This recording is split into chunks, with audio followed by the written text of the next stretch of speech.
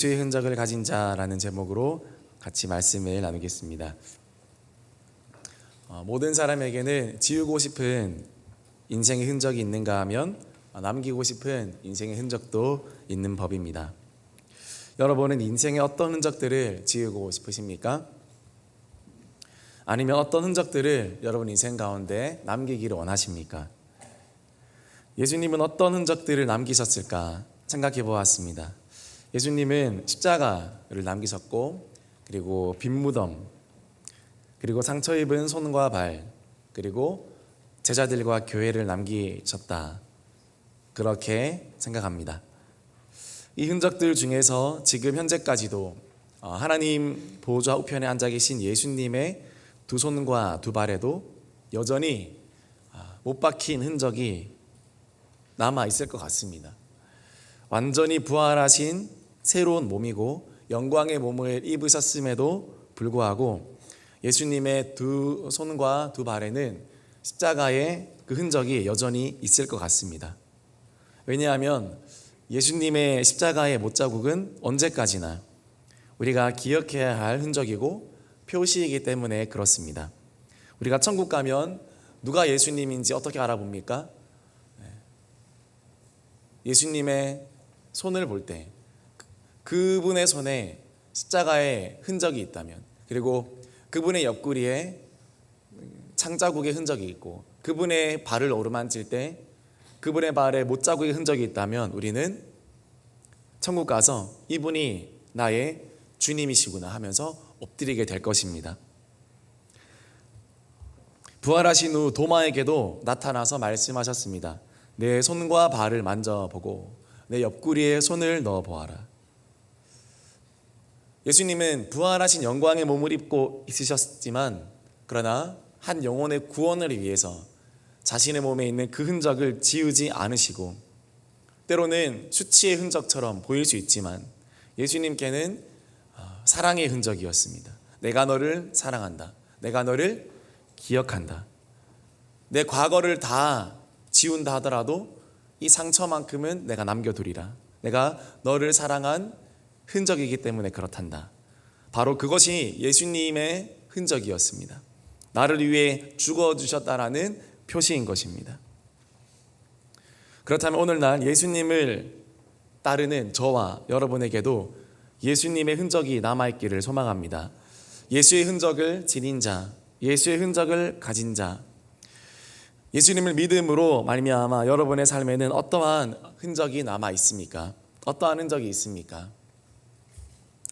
사도 바울이 오늘 편지를 쓰고 있는 갈라디아 교회는 사도 바울이 1차 전도 여행을 하면서 그곳에 설립했던 교회들입니다. 그런데 죄송합니다. 그런데 바울이 떠난 다음에 문제가 생겼는데, 교회 안에 들어온 유대인들이 이방인들도 육신의 할례를 받아야 된다고 주장을 합니다. 육신의 할례가 곧 하나님의 백성의 표식이고, 그리고 구원의 표식이기에 할례를 꼭 받아야 된다고 강요한 것입니다. 그리고 할례를 받지 않으면 핍박을 받았습니다. 그러므로 예수도 믿지만 핍박을 면하기 위해서 할례를 받으라고 한 것입니다. 예수님 믿고 싶고, 그러나 비난은 받기 싫고, 교회는 다니고 싶은데 조롱은 듣기 싫고, 그렇게 하니까 거기 있는 유대인들이 예수도 믿고 할례도 받은 겁니다. 여기에 바울이 화가 난 겁니다. 왜 그렇게 타협하냐? 왜 그렇게 자기 생각으로 신앙생활 하는가? 예수를 믿으면 예수를 믿을 것이고, 아니면 유대교를 믿을 것이면 유대교를 믿을 것이지, 왜 은혜의 예수 그리스도의 십자가의 사랑을 너희 마음대로, 편리대로, 입맛대로 자꾸 강요하고 바꾸려고 하느냐라고 바울이 화가 난 것입니다. 마음대로 신앙생활하지 마라. 할례 받지 마라. 아무 의미가 없다. 은혜로 살아야 된다. 타협하지 말라. 그렇게 사도 바울이 이야기한 것입니다. 바울은 그리고 말합니다. 진정한 할례는 우리 몸에 해야 되는 것이 아니라 예수로 말미암은 영적인 할례를 받아야 된다. 마음의 할례를 받아야 된다. 그렇게 이야기해야 됩니다. 그렇게 이야기했습니다. 그러나 그럼에도 불구하고 바울의 몸에는 할례 외에도 여러 가지 예수의 흔적이 실제적으로 남아 있었다는 것을 우리는 오늘 성경을 통해서 알 수 있습니다. 갈라디아서 6장 17절 말씀에 이후로 누구든지 나를 괴롭게 하지 말라. 내가 내 몸에 예수의 흔적을 지니고 있노라. 할례의 흔적이 아닙니다. 사도 바울은 난지 8일 만에 할례를 받은 정통 유대인입니다. 그런데 바울은 한 번도 자기 할례에 대해서 이야기해 본 적이 없습니다. 그러나 내가 예수를 위해서, 교회를 위해 고난받은 그 흔적이 내 몸에 또 남아있다. 그것을 이야기하는 것입니다. 여기서 예수의 흔적이라고 할 때 이 흔적은 스티그마, 성흔, 거룩한 흔적, 그런 걸 말합니다. 원래 이 말은 소나 양의 소유주가 이 짐승은 나의 것입니다, 이 짐승은 내 겁니다 라고 표시하기 위해서 자신의 소유를 나타내는 고유한 어떤 글씨나 또 문양을 불에 달구어서 짐승의 몸에 찢어서 낸 표식을 의미합니다. 그런데 바울이 자기가 그런 표식을 가졌다라는 겁니다. 성경은 이런 흔적, 표식에 대해서 종종 이야기합니다. 요한계시록 7장 3절 말씀 우리 같이 읽겠습니다. 이르되 우리가 하나님의 종들의 이마에 인치기까지 땅이나 바다나 나무들을 해하지 말라 하더라. 요한계시록 보면 하나님의 자녀들에게 인을 치고 또 도장을 찍고 흔적을 남기고 이런 이야기들이 매우 많이 나옵니다. 하나님의 자녀들에게는 반드시 뭐가 있습니까? 흔적이 있다, 인이 있다, 하나님의 그 도장이 찍혀 있다, 그런 뜻입니다. 말세에 예수의 흔적이 없는 자들은 다 하나님이 그 사람들 곁을 떠날 거라고, 같이 동행하지 않을 거라고, 배교하는 자들이라고 그렇게 무섭게 말씀하실 정도로 우리에게 흔적을 찾고 계시고 흔적을 요구하신다라는 겁니다. 그런 바울에게도 예수의 흔적이 있었습니다. 어떤 흔적이 있었는지 보고 우리에게도 이 예수님의 흔적이 있는가 돌아보고 또 우리에게 그 흔적이 남아있기를 소망합니다. 첫 번째로 바울에게 눈에 보이는 흔적이 있었는데 육체의 흔적이 있었습니다. 바울의 고난 리스트라고 고린도후서 11장 23절에서 27절 말씀에 바울이 예수님으로 인해, 복음으로 인해 고난받은 그 내용이 있습니다. 제가 쭉 읽어드리면 그는 옥에 많이 갇혔고요, 그리고 수없이 매를 맞았고, 그리고 여러 번 죽을 고비를 넘겼고, 그리고 자막 있나요? 40에 하나 감한 매 5번이나 맞았고요, 그리고 3번 태장을 맞았고, 그리고 또 돌로 맞았고, 그리고 3번 파선했고, 일주일간 바다에서 표류했고, 여러 번 여행을 다녔고, 강의 위험을 만났고, 강도의 위험을 만났고, 동족의 위험뿐만 아니라 이방인의 위험도 만났고, 거짓 형제의 위험을 만났고, 시내의 위험도 만났고, 광야의 위험과 바다의 위험도 만났고, 수고하며 애썼고 못 자고, 그리고 줄이고 또 목말랐고, 그리고 굶고 추웠고 헐벗었다, 그렇게 이야기하고 있습니다. 혹시 이 중에 한 3-4개라도 바울처럼 고난을 당해본 성도님 계신가요? 이 중에 하나만 우리가 경험한다 하더라도 너무 우리에게 힘든 고난일 것입니다. 그런데 바울은 이런 고난을 자기의 친구처럼 달고 살았습니다. 복음을 전하기 위해 이토록 많은 고난을 받아야 했다는 것입니다. 아마 바울의 몸을 벗겨보면 수많은 상처와 고문의 흔적들로 온몸이 성하지 않았을 것입니다. 바울이 목욕할 때마다 아마 성도님들 깜짝깜짝 놀랐을 겁니다. 저렇게 많은 흔적과 상처를 보고 어떻게 멀쩡한가? 찢기고 부러지고 상한 흉터들로 눈에 보이는 육체적인 흔적들로 가득했을 것입니다. 다메섹 도상에서 강렬한 빛으로 예수님을 만난 후에 바울은 안질에 시달렸다고도 이야기하죠. 그의 몸 자체가 걸어다니는 병원이었다. 왜냐? 그가 건강하지 않았기 때문이 아니었고, 건강했으나 그러나 예수를 위해 살다가 그 몸에 예수의 흔적을 하나하나 지님으로 말미암아 점점 그의 겉사람은 후패하게 되었다는 것입니다. 여러분, 우리는 예수님을 무엇으로 섬깁니까? 우리는 예수님을 몸으로 섬깁니다. 예배를 무엇으로 드립니까? 우리 몸으로 예배를 드리는 것입니다. 아까 우리 하루가 열심히 기타를 쳤던 것처럼, 마이크를 놓지 않았던 열정처럼 몸으로 예배를 드리는 것입니다. 혹시 예배 올 때 몸을 집에 놔두고 예배 오시는 분 계신가요? 네. 마음은 집에 놔둘 수 있습니다. 근데 마음과 정신과 생각은 집에 둘 수 있고 직장에 둘 수 있습니다. 그러나 그렇다 하더라도 몸은 어디 못 둡니다. 몸은 지금 이 순간 여기에 있어야만 합니다. 왜냐? 몸이 가는 곳에 모든 것이 따라가기 때문입니다. 우리는 몸으로 예배합니다. 기도를 해도 몸으로 기도합니다. 체력이 필요합니다. 체력이 뒷받침되지 않으면 기도하기도 쉽지 않습니다. 주님의 몸된 교회를 세우는 일, 어떻게 보면 거룩한 노동입니다. 조금 더 적나라하게 표현하면 거룩한 노가다입니다. 이런 거룩한 노가다가 있어야 이런 거룩한 노동이 있어야 교회가 잘 세워져 갑니다. 오늘 점심도 교회에서 맛있게 식사하셨습니까? 하셨나요? 사드셨나요? 다 몸과 체력과 손목으로 해야 되는 일입니다. 고령에 있는 많은 그런 일들, 또 교회의 화단 관리, 또 교회의 많은 그런 관리 및 보수, 모든 것들은 적극적으로 몸을 쓰지 않으면 안 되는 일입니다. 교회의 90% 일은 몸으로 하는 일입니다. 물론 다른 직장도 마찬가지겠죠.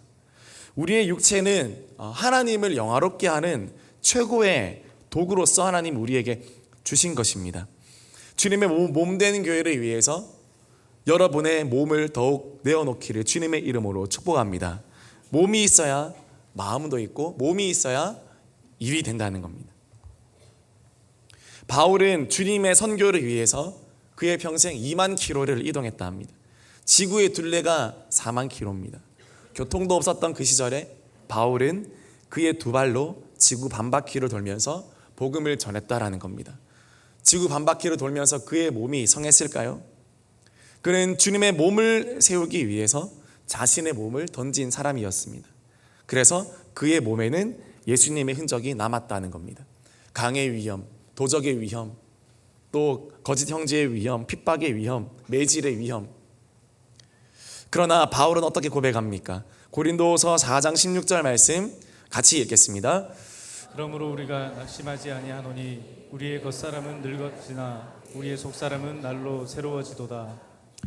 우리가 낙심하지 아니하노니, 낙심할 수도 있습니다. 내가 주를 위해 살았는데 내 몸은 성한 곳이 없고 건강은 쇠해져 가기만 하고 이렇게 해서까지 살아야 되는가? 바울은 낙심할 뻔했습니다. 그러나 기도했을 때 어떤 마음이 들었을까요?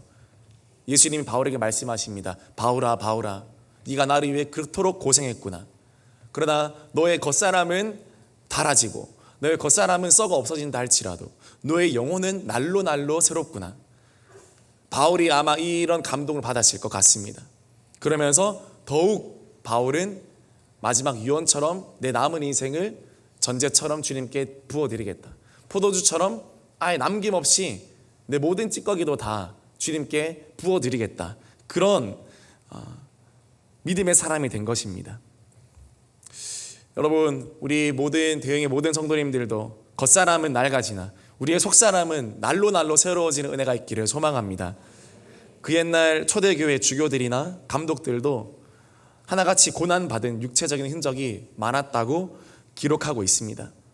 기독교가 공인되기 전까지 수 없는 핍박이 있었는데 많은 교회의 지도자들은 눈이 없고 양손이 부러져 있거나 마비되어 있고 다리를 절거나 부러져 있고 그런 감독들과 그런 주교들이 많았다는 겁니다. 다 무엇입니까? 예수님을 위해서 살다가 생긴 몸의 스티그마, 그런 흔적들이라는 것입니다. 예수님도 우리를 어떻게 섬겼을까요? 몸으로 섬겼습니다. 그분의 몸으로 우리를 섬겨주신 것입니다. 그분은 그냥 마음으로 정신 세계에서 죽어주신 것이 아닙니다. 육체가, 피가, 신경이 흐르는 그의 삶 마디마디를 찢어서 친히 고통을 감당하셨습니다.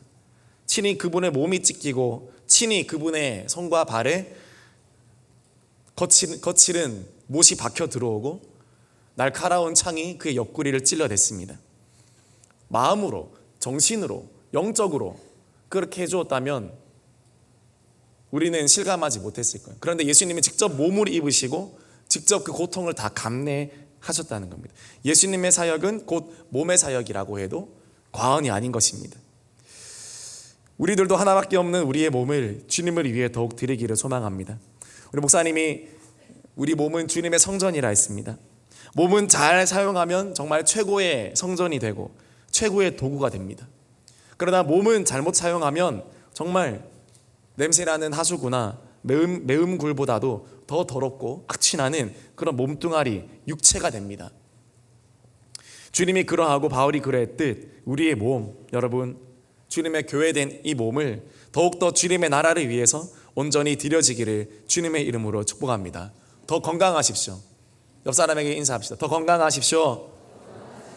더 건강하십시오. 마르고 닳을 때까지 주를 위해 사십시오.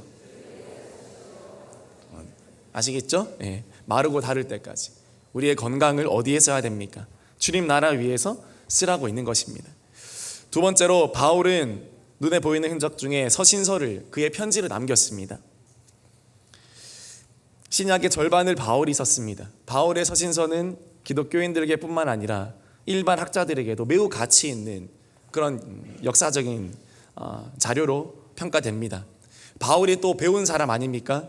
그의 글씨, 문체, 어투, 사상, 연구 대상입니다. 많은 사람들이 가치 있게 인정해 주는 겁니다. 그러나 그런 것보다 더 중요한 것은 그가 남긴 그의 서신서들을 살펴보면 예수님을 사랑하고 교회를 사랑하고 영혼을 사랑하는 그 마음이 절절히 녹아져 있다는 겁니다. 흔적처럼 그 편지에 녹아져 있다는 겁니다. 예수님을 닮은 그의 마음이 서신서에 다 드러나는 걸 볼 수 있습니다. 바울의 편지를 받고 초대교회 성도들이 얼마나 힘을 냈습니까? 로마의 성도들은 바울 얼굴도 몰랐습니다. 로마서로 바울을 만났습니다. 글씨로, 편지로 바울을 만났을 뿐입니다.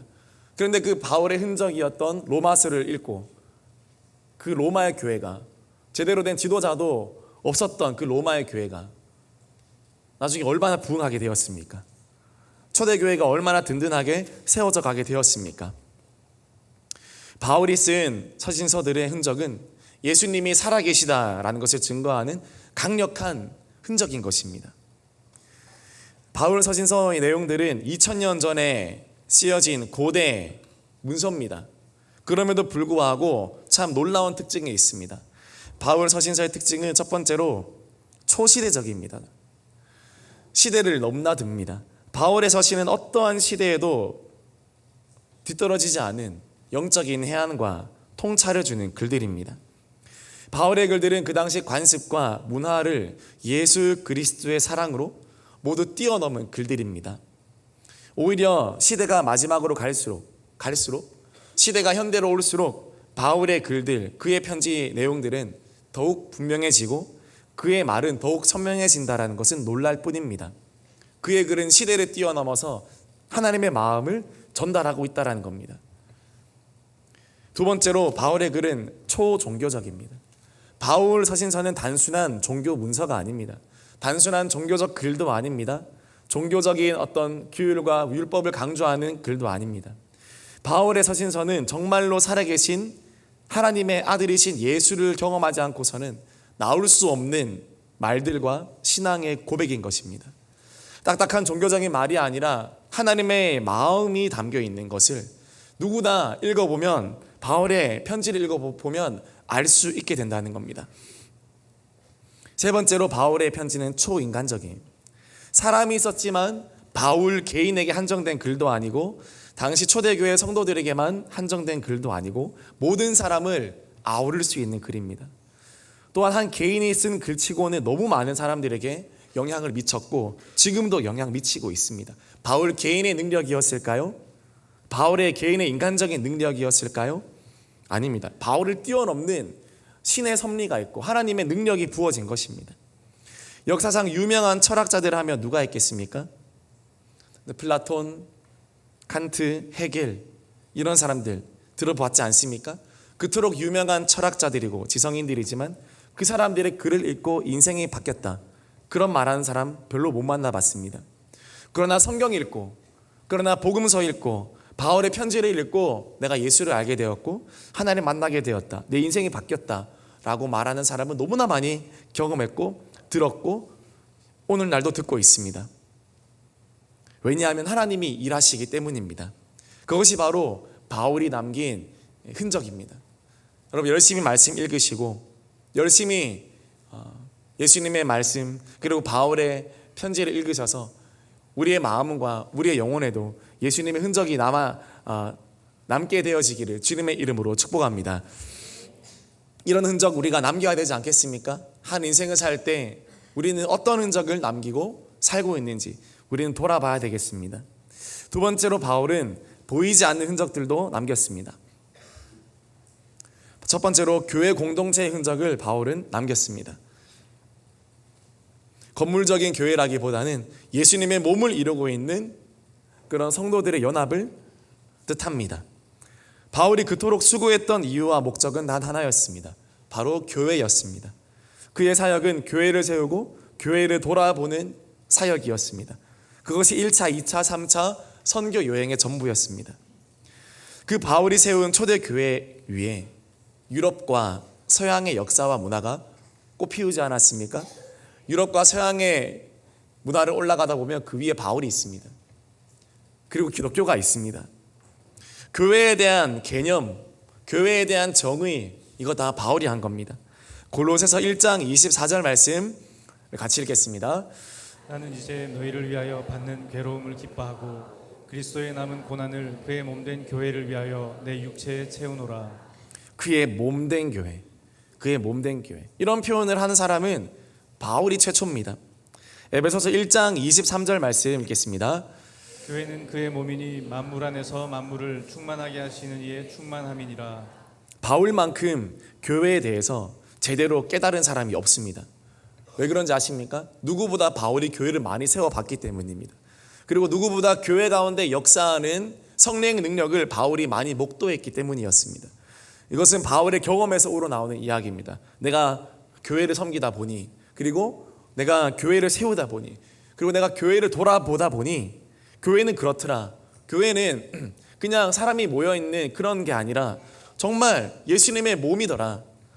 그리고 교회는 정말 세상의 변두리처럼 보이고 세상의 찌꺼기처럼 보이고 참 사람들이 무시하는 것처럼 보이는데 내가 보니까 교회가 만물을 충만하게 하더라. 교회가 세상의 중심이더라. 바울이 그것을 누구한테 들어서 이거를 적은 게 아니라 자기가 교회를 세우고 사람들을 전도하면서 그렇게 하나님과 소통하면서 얻은 해답, 정의, 교회에 대한 정의, 바로 이것이었다는 겁니다. 에베소서 5장 25절 말씀도 같이 읽겠습니다. 남편들아 아내 사랑하기를 그리스도께서 교회를 사랑하시고 그 교회를 위하여 자신을 주심같이 하라. 아멘. 바울이 지나간 자리에는 다 교회가 세워졌습니다. 바울이 지나간 자리에는 다시 화목이 찾아왔습니다. 바울이 지나간 자리에는 다시 연합이 들어오게 되었습니다. 왜요? 바로 바울은 예수 그리스도의 사람이었기 때문입니다. 저와 여러분은 어떤 사람입니까? 저와 여러분들로 인해서 교회가 세워진 흔적이 있습니까? 어느 교회는 교회를 건축할 때 일정한 헌금을 내면 그 벽돌에 자신의 이름을 새겨서 교회 건축을 할 수 있게끔 하는 교회도 있는 것을 보았습니다. 내가 이 교회 세울 때 나도 헌금했다, 나도 헌신했다, 그것을 남기기 위해서인 것입니다. 오늘날 또 우리 대흥교회가 있기까지도 눈에 보이지 않는 수고와 눈에 보이지 않는 많은 흔적을 남긴 믿음의 선배와 선조들이 있는 것을 여러분 믿으시죠? 우리는 그 터 위에 지금 서 있는 것입니다. 우리의 다음 세대들도 교회를 이용하는 세대가 아니라 다시 한번 또 교회를 세우는 주님의 세대가 되어야 될 줄 믿습니다. 자신의 업적을 남기는 인생이 있고 또 돈을 남기는 인생이 있고 명예, 인기, 학술과 학문을 남기는 인생이 있지만 여러분 우리의 인생은 교회와 주님의 영혼을 남기는 귀한 인생이 되어야 될 줄 믿습니다. 우리가 살았던 흔적 가운데 주님이 인정하시는 흔적이 남아 있어야 될 줄 믿습니다. 그 삶이 바로 복된 삶이라고 성경은 이야기하고 있는 것입니다. 저와 여러분들을 통해서 오늘도 교회가 세워지고 오늘도 교회의 흔적이 남는 은혜가 있기를 주님의 이름으로 축복합니다. 마지막입니다. 영혼의 흔적이 남습니다. 바울이 남긴 보이지 않는 흔적, 그 마지막은 바로 영혼입니다. 그는 영혼을 남겼습니다. 영혼을 얻기 위해서 모든 사람에게 종이 되었다고 바울은 이야기했습니다. 고린도전서 9장 19절에서 23절 말씀 우리 같이 읽겠습니다. 내가 모든 사람에게서 자유로우나 스스로 모든 사람에게 종이 된 것은 더 많은 사람을 얻고자 함이라. 유대인들에게 내가 유대인과 같이 된 것은 유대인들을 얻고자 함이요 율법 아래에 있는 자들에게는 내가 율법 아래에 있지 아니하나 율법 아래에 있는 자 같이 된 것은 율법 아래에 있는 자들을 얻고자 함이요 율법 없는 자에게는 내가 하나님께는 율법 없는 자가 아니요 도리어 그리스도의 율법 아래에 있는 자이나 율법 없는 자와 같이 된 것은 율법 없는 자들을 얻고자 함이라. 약한 자들에게 내가 약한 자와 같이 된 것은 약한 자들을 얻고자 함이요 내가 여러 사람에게 여러 모습이 된 것은 아무쪼록 몇 사람이라도 구원하고자 함이니 내가 복음을 위하여 모든 것을 행함은 복음에 참여하고자 함이라. 아멘. 이것이 바울의 마음입니다. 바울에게는 많은 권리가 있었습니다. 세상적으로 명망이 있는 가문에서 학벌과 권세도 다 가지고 있었습니다. 그런데 영혼을 위해서라면 단 몇 사람이라도 더 구원할 수 있다면 바울은 언제든지 양보할 수 있고 포기할 수 있겠노라고 그렇게 이야기하는 것입니다. 고린도전서 9장 22절 보니까 몇 사람이라도 구원하고자 함이니 몇 사람이라도 구원하고자 함이니 바울에게 중요한 것은 단 몇 사람이었습니다. 몇 명의 영혼이었습니다. 많은 무리, 많은 영혼, 많은 사람 이전에 바울은 자기 주변에 있는 단 몇 명이라도 구원된다면 내 권리를 다 내려놓고 내가 포기할 수 있겠노라고 그렇게 이야기한 것입니다. 저와 여러분들도 그 몇 명의 영혼을 위해서라도 우리 인생을 내어드릴 수 있는 그런 결단이 있기를 주님의 이름으로 축복합니다. 지금 나도 몇 명의 영혼을 맡았습니까? 단 몇 사람이라도 내가 맡았습니까? 나의 분반에서, 나의 목장에서, 나의 모임에서, 나의 직장에서 내가 단 몇 사람이라도 주님이 내게 맡겨주셨습니까? 바울이 뭐라고 말합니까? 내가 여러 사람에게 여러 모습이 된 것은 아무쪼록 몇 사람이라도 구원하고자 합니다. 심지어 그들의 종이 될 수도 있다. 그렇게 바울이 이야기했습니다. 바울은 그런 영혼의 흔적을 평생 남기다가 간 사람이었습니다. 바울은 갔지만, 바울은 순교했지만 바울의 사람들은, 바울의 동역자들은 여전히 남아서 교회를 세우고 또 이 땅에 복음을 전파하고 결국 바울이 살아생전에 보지 못했던 그 기독교의 발흥을 그 뒷세대들은 다 보게 된 것입니다. 바울이 대가를 지불하고 바울이 그의 인생 가운데 예수 그리스도의 흔적을 새기기로 결단했을 때 바울은 살아생전 보지 못했던 그 큰 부흥과 그 큰 하나님의 역사를 천국에서라도 그는 보았다라는 것입니다. 오늘 나는 어떤 흔적을 가지고 있습니까? 예수님도 흔적이 있었습니다. 그리고 바울도 예수 그리스도의 흔적이 있었습니다. 고난의 흔적, 육체의 흔적, 그리고 교회의 흔적, 영혼의 흔적, 많은 흔적들을 가지고 있었습니다. 아시시의 프란치스코는 주님의 흔적을 너무 갈망했다고 합니다. 후에 예수님께서 이 프란치스코에게 환상 중에 다가오셔서 그의 몸에 흔적을 새겨 주셨고요.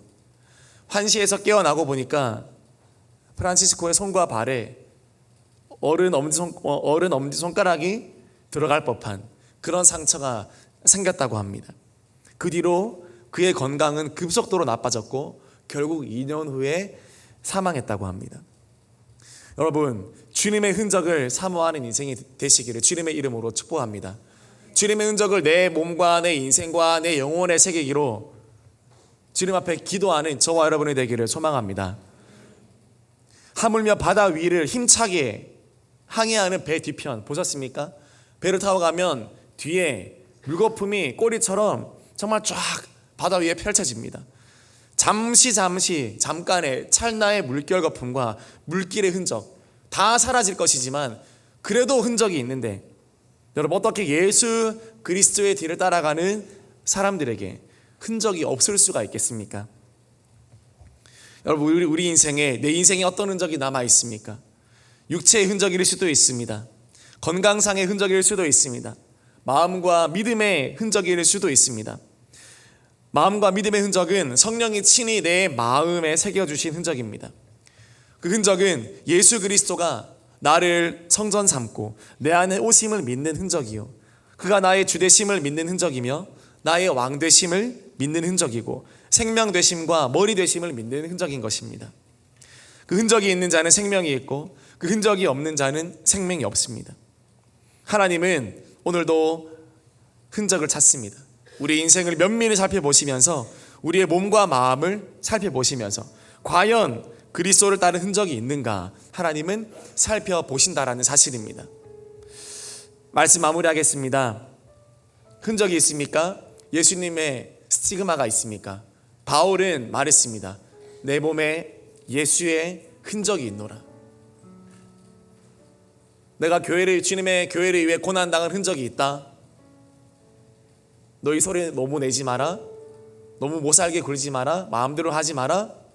예수를 위해 나만큼이나 살아봤니?